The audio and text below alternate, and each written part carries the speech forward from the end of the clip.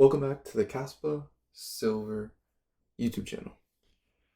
First off, I want to thank you guys for 305 subscribers. We recently just broke through that 300, and I want to thank you guys so much for that. And to begin in this video, we're going to be talking about what happens when all the Kaspa has been mined. So before we get into that specifically, let's first look at Bitcoin and its situation when all Bitcoins are mined. So currently it is estimated that all Bitcoins will be mined by the year 2140. So basically none of our lifetime we're going to see all the Bitcoin be mined. Over here in Investopedia, they have a really good article talking about what happens when all 21 Bitcoin is mined. So after the maximum number of Bitcoin is reached, even if that number is ultimately slightly below 21 million, no new Bitcoins will be issued. Bitcoin transactions will continue to be pulled into the blocks and proceed, and Bitcoin miners will continue to be rewarded, but likely only with transaction processing fees.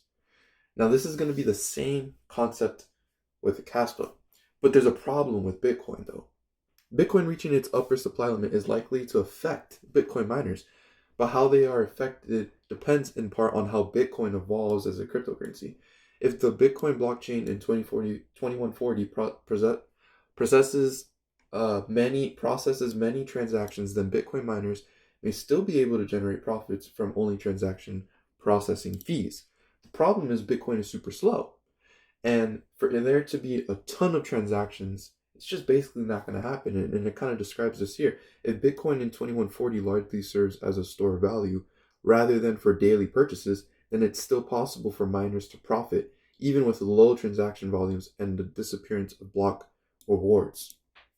So it's possible for them to profit, but what would happen is that the miners would increase. Look at this. The miners can charge high transaction fees to process high value transactions or large batches of transactions with more efficient layer 2 blockchains like the Lightning Network working in conjunction with Bitcoin blockchain to facilitate daily Bitcoin spending. So the Lightning Network is supposed to help the situation with it being slow, because the Lightning Network makes Bitcoin faster, and if you're running a Lightning Network node, I believe that's how it works, you get paid out when you're helping the Lightning Network work.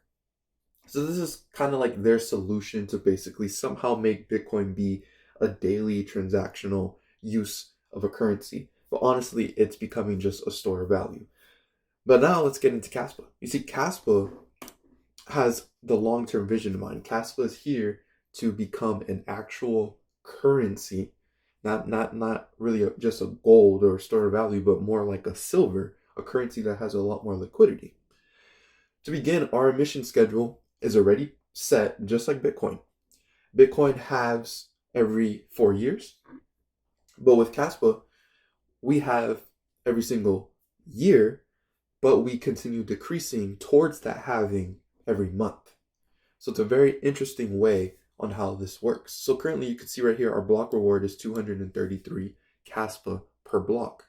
And in May is going to be the first actual halving, and we're going to go to 220 per block. And then this is already set in stone to be finished by 2037, in April of 2037 actually. So Bitcoin is going to take till 2140 to mine all the blocks. Kaspa is going to do it by 2037.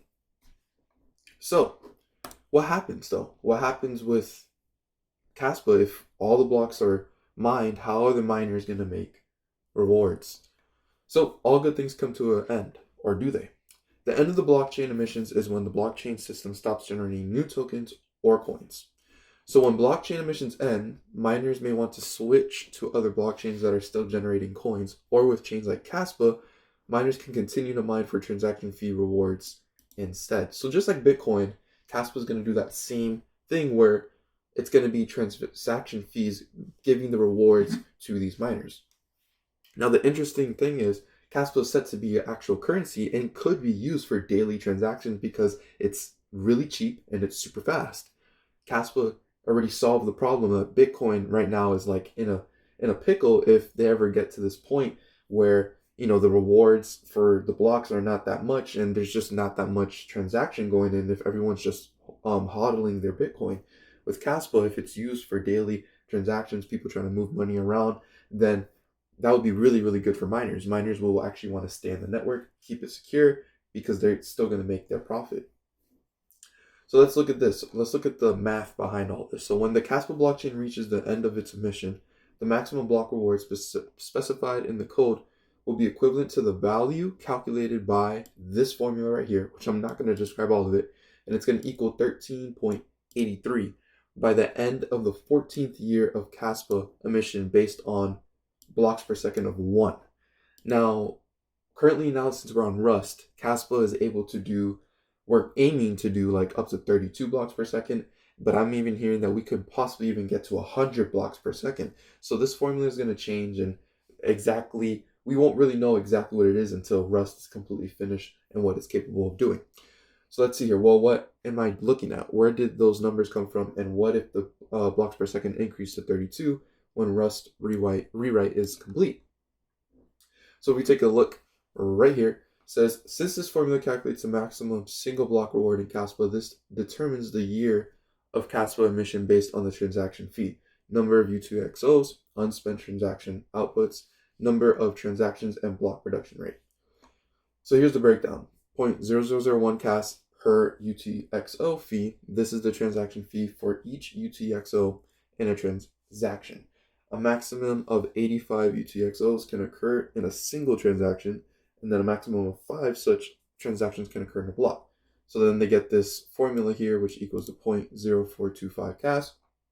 This is the max total transaction fee for all the transactions in a block, given that there is a maximum of 5 transactions with 85 UTXOs each.